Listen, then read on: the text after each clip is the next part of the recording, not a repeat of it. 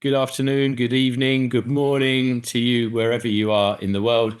We're very glad that you've accepted your offer to come and join us at UCL Summer School this year. And the Summer School team and I are really looking forward to welcoming you in just a few weeks' time for the first of you. My name, as you can see on the screen, is Rod Fiorini. I'm the head of programme, and I have been since the summer school launched in 2016. We're celebrating our 10-year anniversary this year. And I'm joined by a couple of colleagues of mine, Charlotte and Meredith, who I'll just ask to very quickly introduce themselves now. Hi, everyone. Thank you very much for joining. As Rod said, my name is Charlotte Murphy, and I'm the Senior Student Recruitment and Partnerships Officer here at the UCL Summer School. I look after all of our partners. I often visit our partners overseas. So I might have even been to some of your home institutions over the last year. Hi everyone, thank you very much for joining. I'm Meredith and I'm the Assistant Administrator here at UCL Summer School. I look over applications, so I probably will have been in contact with all of you here today. And I'm really glad that you've decided to join us. I'll pass back to Rod. Thank you. Thanks, Meredith, and thank you, Charlotte. So just so you all know, Charlotte and Meredith and I are people who you will be seeing a lot of when you join us on the summer school. So we're glad to be able to give you the opportunity to hear from us today. So the way the next hour is going to work is we've prepared a presentation which will take us about, I'm going to say, a bit more than half an hour to talk through. So I'll be talking to you about some of the slides. Then I'm going to hand over to Meredith, and she's going to talk about some of the slides, and then she'll hand over to Charlotte. So we'll all be talking to you for a little while. We are recording this presentation and we will send you a recording of it, and we will also send you a copy of the slides. So please don't worry about taking notes or trying to remember everything. Just sit back and listen to the presentation. And as I said, we will circulate everything again. And then at the end, and this is a key part, we're going to make sure that you've got enough time to ask us any questions that you might have, either about the summer school or about life in London. So this Zoom session is set up as a webinar. You'll see down at the bottom that there is a Q&A section. Please feel free to write any questions in the Q&A as we go through the presentation. We won't stop, but at the end, we'll make sure we have time to answer all of the questions. And then if you have any questions at the end, please feel free to ask them then as well. I think that's everything I wanted to say by way of introduction. So let's now get started by just looking at a few key dates that you might want to be aware of. So the majority of you will be joining us for session one. About 80% of you are joining either for session one or for session two, but around 20% of you are with us for both sessions, but your first day would obviously be session one. So the first date to be aware of in session one is actually next Monday, the 15th of June. Any day from then onwards, you can expect to receive an email inviting you to complete pre-enrolment. That's the first stage of the enrolment process, which you do before you travel to London. You can do that from home. I'll talk to you in more detail about that in a minute. And then the next thing we will do is email you the module timetables. And that will be for Monday, the 22nd of June or Monday, the 13th of July. The pre-enrolment, it will be the same for everybody, regardless of whether you are session one or session two. So all of you can expect to receive that email from Monday. So maybe on Monday, it might be Tuesday, might be Wednesday, any time for the next week or so after that. Then we'll email you the timetables on Monday, the 22nd of June, if you are joining us in session one. We would like to be able to share those with you earlier. The reason we don't send them until then is because we just need to wait until we know final numbers on the modules so that we can allocate you to suitably sized classrooms. So you're not in a classroom that's too big or too small. That's the main reason we're waiting. But what we do know at this stage is whether your classes will be taught in the morning or in the afternoon. So if you would like to know that information before the 22nd of June or before the 13th of July, if you're a session two student, please feel free to email us, and we can share that information with you. But on those dates, that's when we'll send your final confirmed timetable with your classroom as well. Then a couple of days later, on the Wednesday, we will email you details for day one and the emergency summer school number. So that's a number that you can keep and dial if you really need to, if you have any emergencies at any point. We'll talk to you in a bit more detail about day one later in this presentation. Then, of course, you arrive in London, and your very first day at UCL, if you are a Session 1 student, will be the 29th of June. If you're a Session 2 student, it will be the 20th of July. There's no teaching that takes place on that day. All of that day is given to orientation, enrolment, just making sure that you know where to find everything that you need, how to find your way around campus, and so on. And then your first day of classes will start on the Tuesday. So Tuesday, the 30th of June for Session 1 and the 21st of July for Session 2. So those are just a few key dates for you there. So I mentioned the first date was the pre-enrolment. So this is, as I said, this is the first stage of enrolment at UCL, and you do this before you travel. All of you as summer school students have exactly the same status as full-time undergraduate students at UCL, and this is exactly the same process the undergraduate students need to follow in order to be able to get their UCL account, their UCL ID number. That means you'll get your UCL ID card when you arrive here. You'll need to confirm your details on the UCL Student Information System, which is known as Portico. Now, Portico has two meanings at UCL. It is the name of the iconic building that you can see on the right of the slide.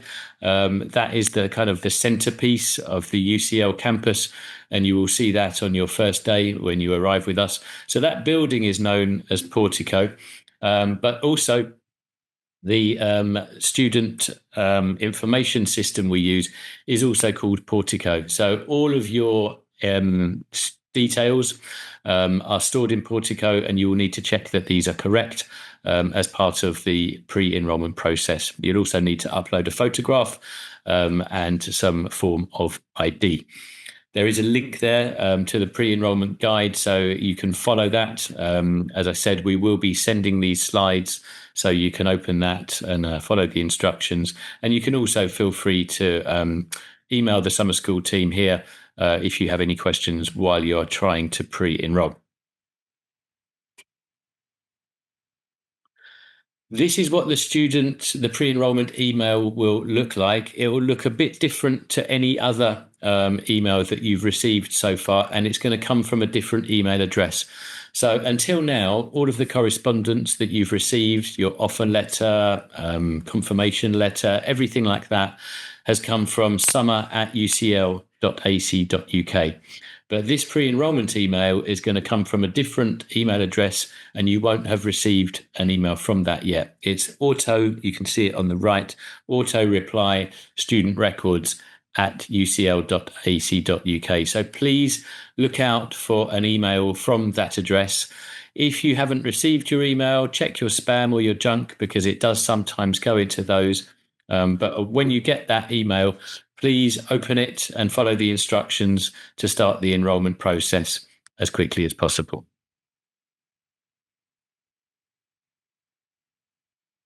Okay, so that's what to look out for. So that will be coming any day from next week. But we thought it would be helpful just to have a list of a few things that you could do now. So the first thing you can do, some of you will be coming from countries where you need a visa. Okay, so hopefully you've already applied for the visa. If you haven't, then please do so as soon as possible. Even if you don't need a visa, you will need to apply for an ETA. Okay, this is a relatively new thing in the UK. It was just introduced a couple of years ago. It's very easy. It's quite a straightforward application process. It's quite cheap. It costs £20. But it does take around 3 working days for them to process this. Okay, so please do that as soon as possible.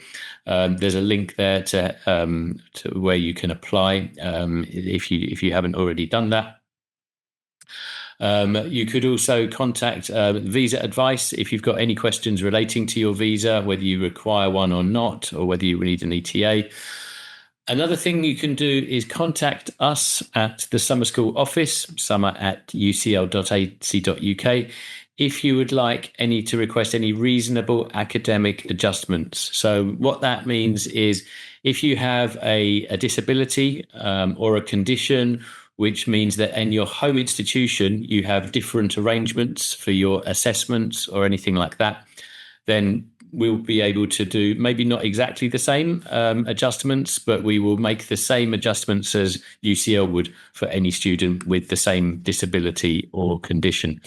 So you should have already been asked a question about whether you have any, whether you would like to request these or not in your acceptance form. Some of you have returned the form, but not the supporting evidence. So if you've done that, but please send us as much information as you can. Because we would need that supporting evidence as well in order to be able to make the adjustments. And if you've not let us know yet, please do so as soon as possible. Please do also apply for medical and travel insurance just to make sure you're covered. The NHS will be talking about health and safety a little bit later in the presentation. You will be able to see a doctor free of charge, so don't worry about that.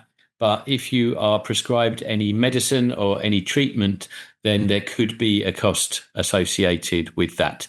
So you might have to pay for it. So it's a very good idea to make sure that you've got medical and travel insurance. If you haven't already booked your flights or your trains, then please make sure you do that as quickly as possible. I'm sure most of you have done that already. And finally, please do familiarise yourself with the information included in the pre-arrival pages, which we sent you about 2 weeks ago in an email. Then the next thing will happen, you will be arriving in London. Please keep your boarding pass. This is really important. This is part of the pre-enrolment process. So once you've arrived in London, we do ask you to then upload your visa and your boarding pass in order to complete that process. So hang on to that. If you are going to be arriving in Heathrow Airport, which I think most of you are, it's very easy to get to the centre of London, and there are lots of different options available to you. As you can see, the cheapest option is if you get the tube. That costs £5.90. The most expensive option is a black taxi, which generally costs between £70 and £120, but it can be as expensive as £150 during very heavy traffic. Or there's a Uber or Bolt, which is usually around £50 to £70. To be honest, we generally recommend that you just get the tube. It's the easiest. There is also the Elizabeth line, which is a bit more expensive, or there's a Heathrow Express train. But the tube's absolutely fine. It takes a bit under an hour to get from Heathrow to the centre of London. And, there's obviously taxis if you've got lots of bags or if you're going to struggle to carry things or pull things. But generally, underground is the recommended way of travelling from there. If you're coming to Gatwick, it's very similar, but the main difference is it's not on an underground line. So there is no underground service from Gatwick Airport, but there are plenty of trains which take you into central London. And again, black cabs, Uber, Bolt, but again, you're looking at quite a lot more money. There is a link there which takes you to the pages which we've already sent you on the pre-arrival information, with more detailed instructions on how to get to each of the individual UCL residences. So you know which tube station to go to, which line you need to get once you change from Heathrow and so on. And then on the 24th of June, again, this is for session 1, but 3 weeks later for session 2, we'll be sharing our 24/7 emergency number. Please do feel free to call on that number, but only if it is an emergency. But do feel free to use it. Most of you will be staying in a UCL residence. So if you're not, then the next couple of slides are not so relevant for you. But most of you will be. Check-in is from 3 o'clock onwards. I think most of you are going to be arriving on the Sunday, some of you on the Saturday, and maybe a few of you slightly earlier, but I think pretty much everybody's arriving on Saturday or Sunday. As you know, the bedrooms are single occupancy and the halls are self-catered. Please don't bring, unless you really want to, bedding and towels because they are already provided. They will also be changed once a week, and your room should be cleaned once a week as well. So you'll get a weekly clean and a change of bedding and towels. We do recommend that you bring a mug, a travel mug, some cutlery, and a plate or bowl if you intend to use your kitchen. And we also recommend that you look on the links there, depending on which residence you're staying in, just to check exactly what is and isn't included in both your bedroom and also the kitchen. The main thing to say about the kitchen is it has the kind of the big things like fridge, microwave, toaster, kettle, but not lots of pots and pans and things like that. But it would not be a good idea for you all to travel to London with pots and pans and things like that. So we don't recommend you bring them. But then maybe when you arrive in the flat, talk to your flatmates and decide maybe you could get like one pan each or something like that, just to save you spending too much money and also too much waste at the end because you probably wouldn't want to take them home.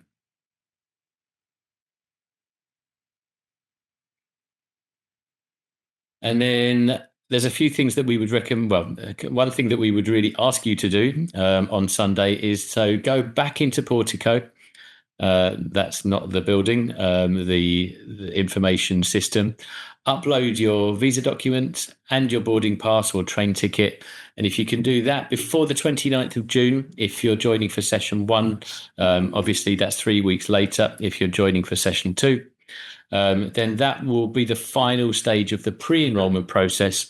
And it means that the actual physical enrolment process at UCL will be much quicker and much easier. If you have any problems, don't worry. Help will be available on the first Monday, but as much as you can do as possible, the better, and it will just speed things up. Then maybe hang out in your kitchen, meet the other students who you're going to be sharing your flat with, talk about whether you want to get any pots or pans or anything else for the kitchen, and definitely maybe try and get some food in a local supermarket. Supermarkets in the UK are generally divided into 3 categories. You've got the budget supermarkets, Lidl and Aldi. Then you've got the mid-range, which are the most common, the most popular supermarkets. The supermarkets themselves, excuse me, are known as Tesco and Sainsbury's. So both of them have big supermarkets, but both of these shops also have smaller versions. So you've got something called Tesco Express and Sainsbury's Local. These are the smaller versions of these shops, which are dotted around everywhere around the city. So you'll always be close to both Tesco Express and Sainsbury's Locals. They're near all of the residences. They're near the UCL campus, and you can get everything you need in those. Or if you want to treat yourself to something a little bit nicer, Waitrose is sort of a higher quality, more expensive supermarket. There's a very nice one near the UCL campus. Or M&S, which stands for Marks and Spencer, is also a bit more expensive and very nice too. Make a note of this shop, Argos. This could be really helpful for you. There are lots of Argos shops around London, but this is the closest one to the UCL campus on Tottenham Court Road. And Argos is great because it sells pretty much everything that you might want. Okay, whether it's something that you've forgotten to bring from home, like a laptop charger or a cover, or if you want to get something for the kitchen. So if you want to get a pot or a pan, anything, you want to get a fan for your bedroom, if you want to get a blanket. I don't think you'll need a blanket. Don't just thinking of, but anything you want from Argos, you can pretty much get it. It's just a small looking shop, but behind it, there's a huge warehouse, and you walk in and there's computer screens, and you just order what you want. And then after 5 minutes, somebody will call out, or your number will come up on a screen, and you can go and collect it. So you can get pretty much everything you need in Argos. And just a few things to say about orientation and enrolment on the first day. These are the things that everybody will be doing. The timings are not there because we're going to be dividing you into 2 different groups depending on your module. So some of you will be coming in the morning and some of you will be coming in the afternoon. We will be emailing you the specific schedule for your module on the Wednesday before you begin. So for the obviously for session 1, that will be Wednesday I can't remember off the top of my head now, 24th, is it? Of June, and then 3 weeks later for session 2. But what everybody will do, everybody will come to Lecture Theatre 1 in the Cruciform building on Gower Street. You've got the full address with the postcode there. That's right opposite the main UCL campus. There's the main UCL gate. Cruciform building is right opposite. And then there'll be program inductions, meeting the rest of the team, orientation and induction activities, making sure that you understand what's expected of you, talking a little bit about the academic culture of the UK. Then after lunch, you'll get campus tours, so you know where you can find everything you need. If you've had any difficulty pre-enrolling, then there'll be support available for you to do that. And then everybody at the end of the day, the one thing that we're going to do at the same time is from 4 o'clock to 6 o'clock, we have a welcome reception on the Wilkins Terrace. That's also a central part of the UCL campus, where you will be able to have a drink, either alcoholic or non-alcoholic, as you prefer.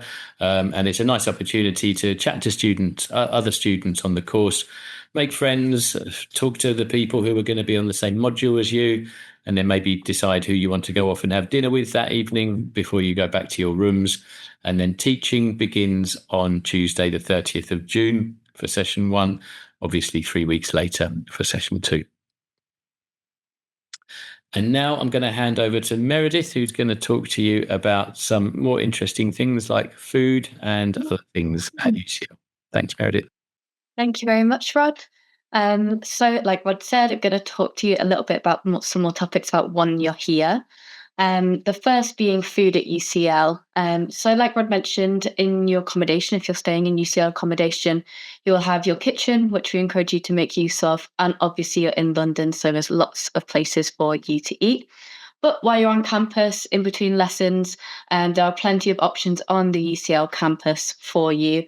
And as a UCL summer school student, you will receive 10% off food and drink at certain food at UCL outlets. They also have an app which we encourage you to download, which is also called Food at UCL, and you'll be able to see which outlets are closest to your classrooms. And like I say, there's plenty of options for that are open all times of the day at UCL, so you won't find it difficult. And next, just going to talk to you a little bit about health while you're here.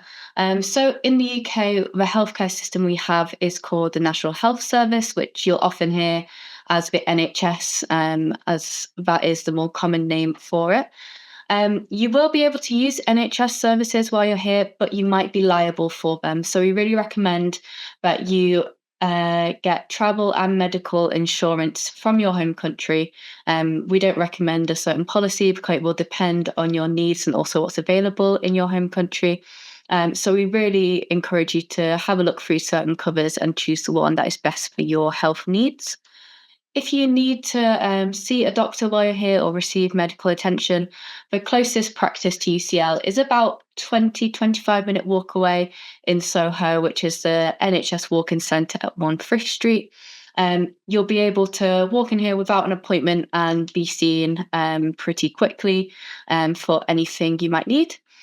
If it's an emergency, however, the number to ring for the ambulance is 999. And if you do have any pre-existing conditions, we would recommend that you ask your doctor to write a letter explaining these. And if you're taking any medications at home, you also get some documentation about this. This just makes it easier if you do need to see a doctor here, or you would like to see a doctor while you're here, this can be passed on pretty quickly and you won't have a lot of admin to do while you're here. And next, we're going to talk about weather, which London is its best experience in summer. We have the best weather in summer. As you can see here, we have around 21 to 24 degrees Celsius. But if you're here during a heat wave, it can definitely get hotter, up to 28 to 30 degrees.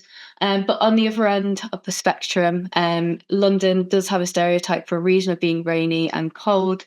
But in the summer, you'll maybe see 14 to 16 degrees. It'll still be nice to walk around, but a bit lower than what you can expect. As I said, it can also be quite rainy. You never quite know what is going to happen here. There's an average of 7 days of rain per month. However, London is really, really good for the amount of daylight we get. In the summer, the sun probably rises at about 4:30 a.m. and it'll set at 9:30 p.m. So you get lots of light, and it's really nice, especially because in the winter we have the opposite. Everyone's inside. But in the summer, everyone comes out to enjoy the sun. So you can, and the parks are open really late as well. So you can go out and explore London around your classes up all day, really. And then on the similar note, we have packing and what to wear. Because the weather can be quite unpredictable, we recommend that you pack layers. So that's light summer clothes with light jacket or sweater and a raincoat. Because of the weather can be unpredictable, the layers are your best bet, because it just means you'll always be comfortable no matter what is going on. As it says here, don't be fooled by the clear mornings. The rain can come quickly. So we also recommend checking the weather app before you go out.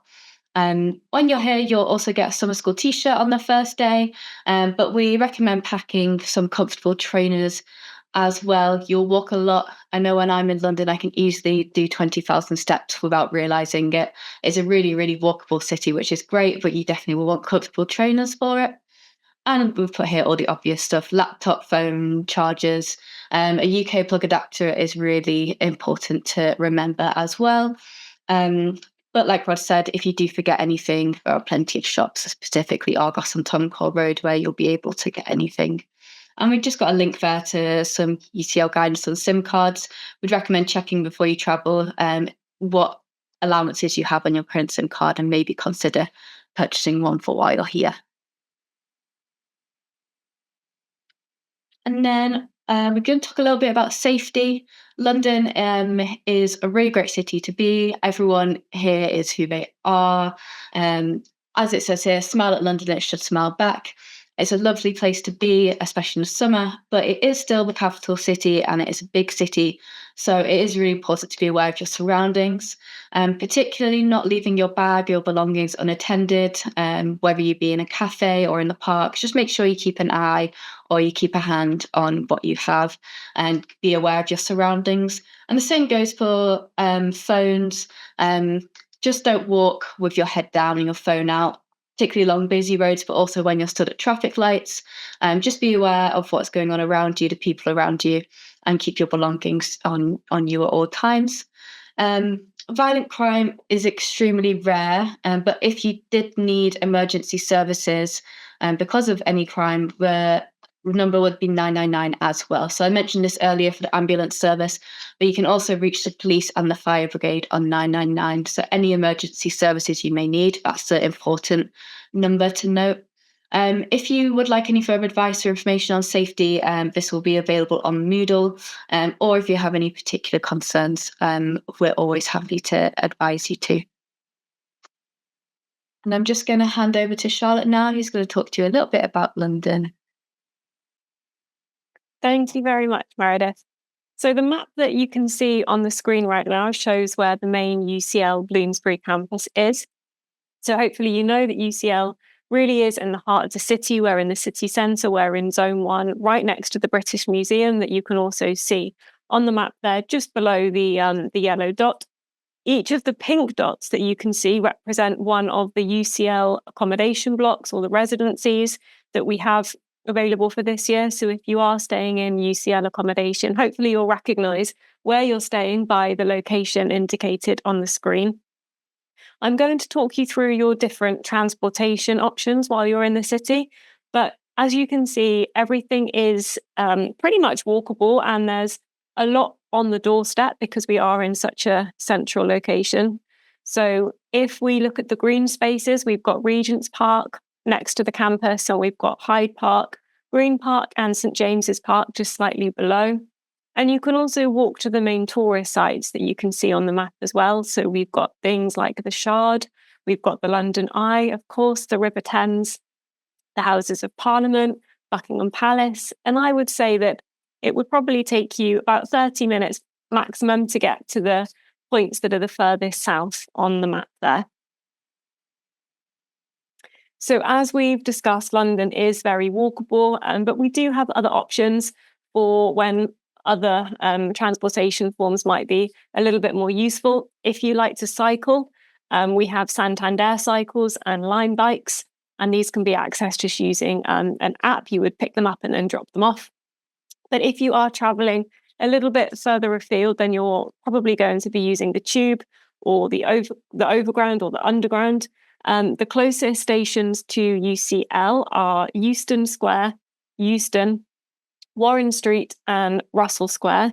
And these are all located on different lines. So you can choose the line that's most convenient for you if you think about that particular journey that you're taking. The tube starts running very early in the morning. It starts running at 5 o'clock in the morning and it stops at midnight. But we do have 5 lines that have a night service that are available on Friday nights and Saturday nights. And they're also located very close to the campus. So it's good to know that you do have that as an option. The buses are also a really great way to get around the city. They're also a great way to see the city. On the screen there, you can see our typical double-decker red bus. They're a very reasonable price. So it's £1.75 for a standard single fare. And just as with the tube, you're going to pay with your Oyster card, or you could also pay with Apple, Google Pay, your contactless bank card, but cash isn't accepted on these. If you're using TfL or Transport for London services very frequently, then it's useful to know that there is a daily cap as well as a weekly cap.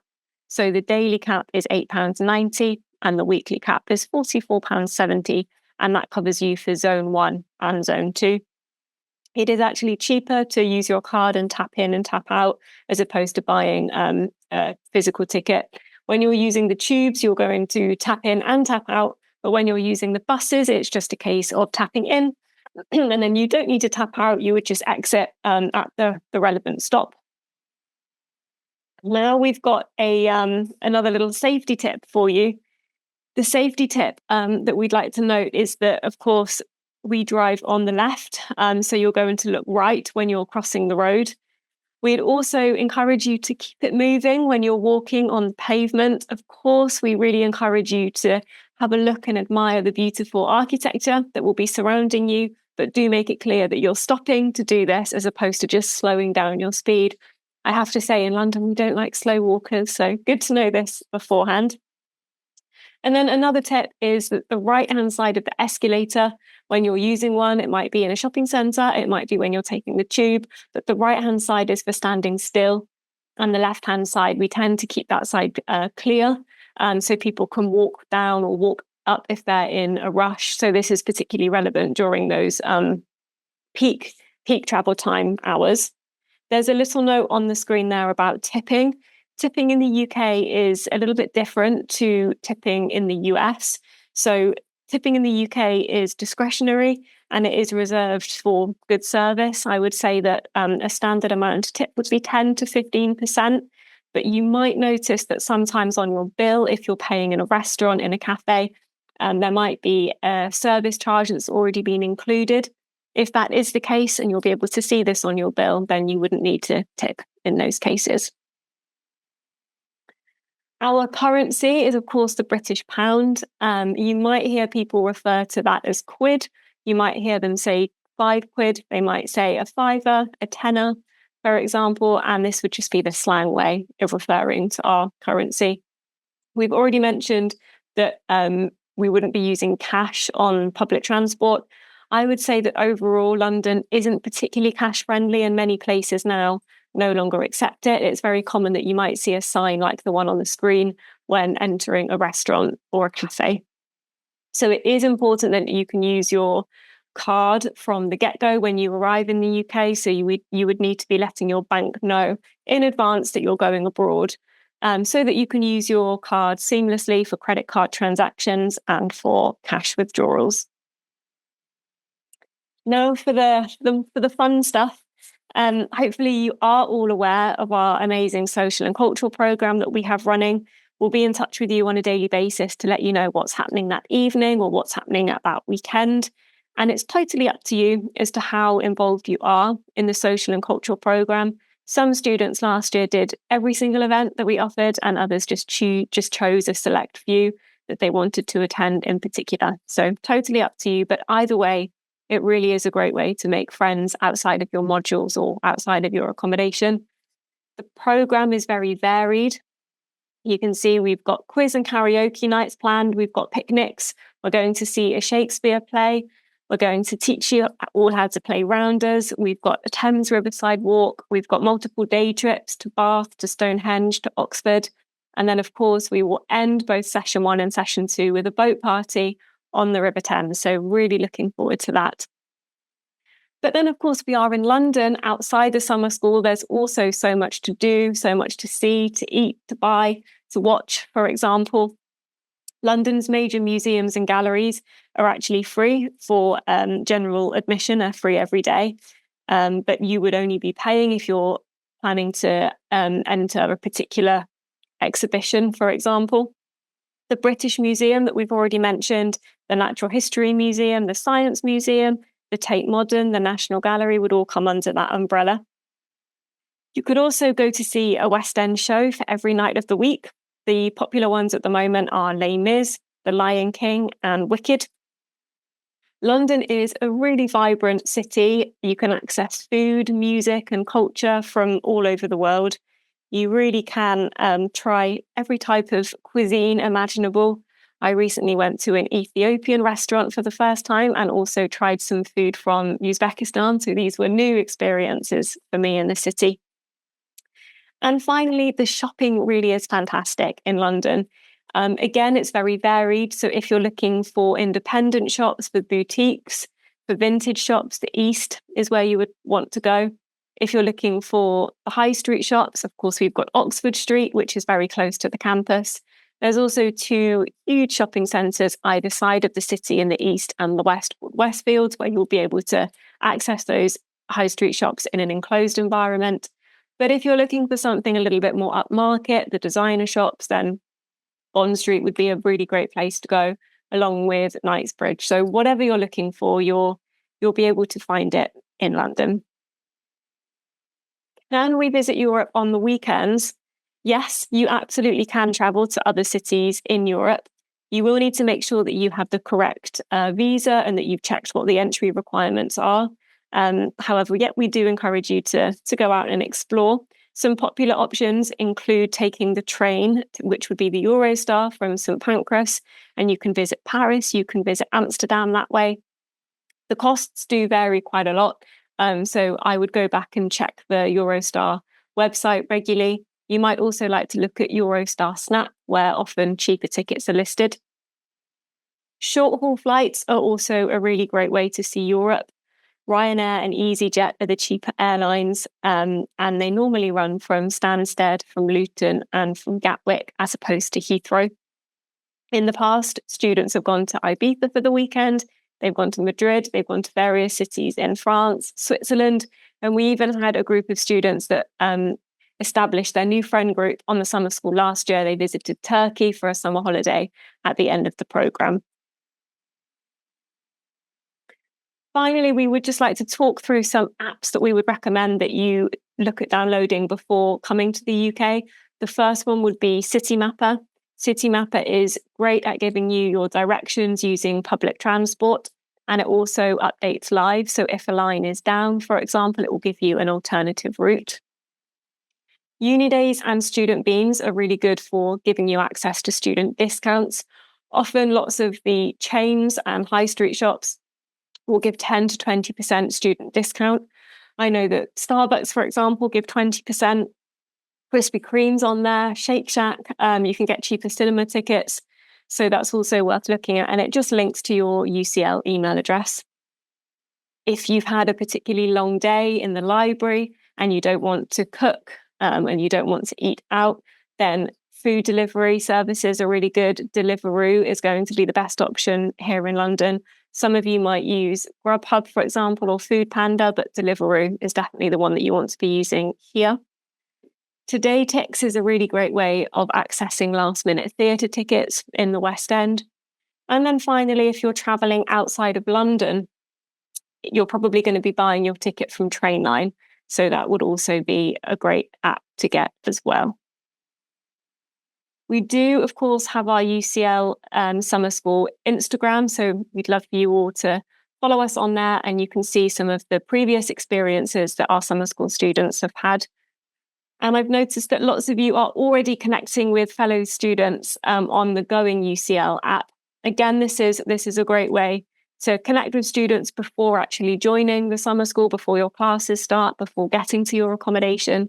We've got 7 different groups running at the moment. And I have to say, they've all been very chatty, all been very busy. We've got a group for session 1, a group for session 2, and then a group for each of the residence options as well. So we'd encourage you to register and start meeting and start chatting to other students now.